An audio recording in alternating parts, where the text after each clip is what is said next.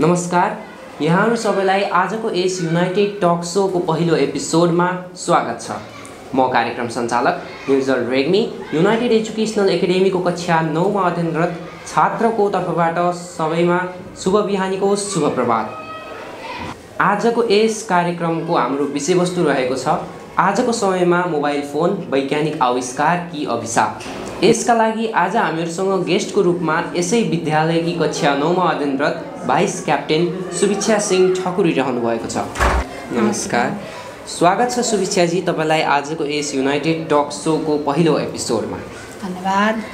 तपाईलाई आजको विषयवस्तु बारेमा त अवगतै होला। सर्वप्रथम तपाईले मोबाइल फोनलाई कस्तो किसिमको नजरले हेर्नुहुन्छ?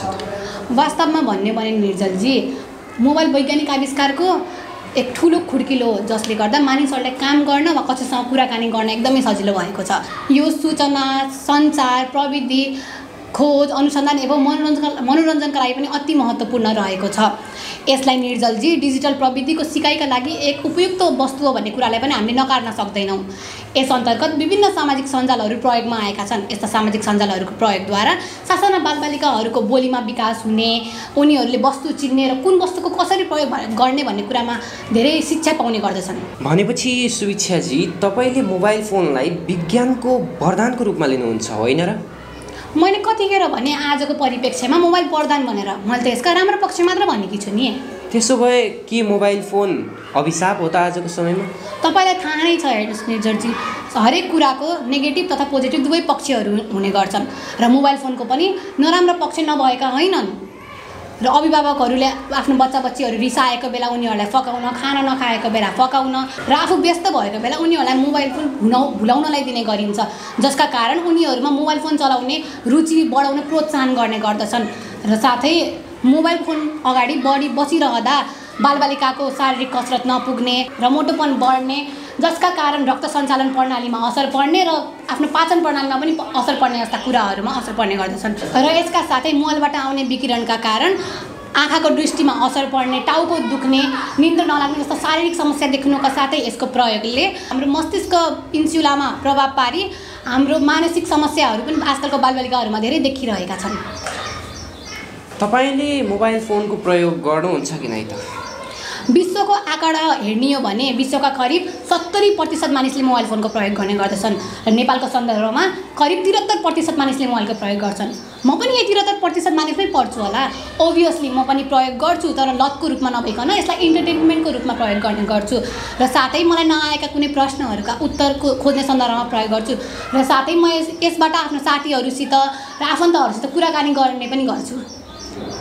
तपाईको मम्मी बाबाले मोबाइलको प्रयोग गर्नुहुन्छ, अर्थात् तपाईले पढिरहेको समयमा छेउमै आएर मोबाइल चलाइदिँदा कस्तो महसुस हुन्छ होला? मेरो सन्दर्भमा भन्ने हो भने म पढाइको बेला आफै बोलेर पढ्ने गर्छु, जसका कारण मलाई कुनै पनि डिस्टर्बेन्स हुँदैन। र साथै कहिलेकाहीँ फेरि ध्यान चाहिँ भड्किन्छ, तर म आफ्नो मम्मी बाबासँग एकदमै फ्र्याङ्क छु। हामी एक आपसमा सबै कुरा सेयर गर्छौँ। यति धेरै खराब असरहरू हुँदाहुँदै किन हेर्छन् होला यो मोबाइल? यति मात्रै कहाँ हो र निर्जलजी, आजकलको बालबालिकाहरूले आफ्नो घर परिवारमा आउने पाहुना, घर परिवारमा मनाइने चाडपर्व, उनीहरूप्रति गर्ने शिष्टताहरूमा बढी चासो राख्ने गर्दैनन्। र साथै हाम्रो आजकलको समाजमा घटिरहेका रीतिरिवाजहरू, हाम्रो समाजमा हामीले अपनाउनु पर्ने, आफ्नो इष्टमित्रको लागि अपनाउनु पर्ने आदर सम्मानहरूको बारेमा पनि अनभिज्ञ नै छन्। र यसर्थ यसको प्रयोगले सबैले एक्लो बनाएको मलाई महसुस भएको छ।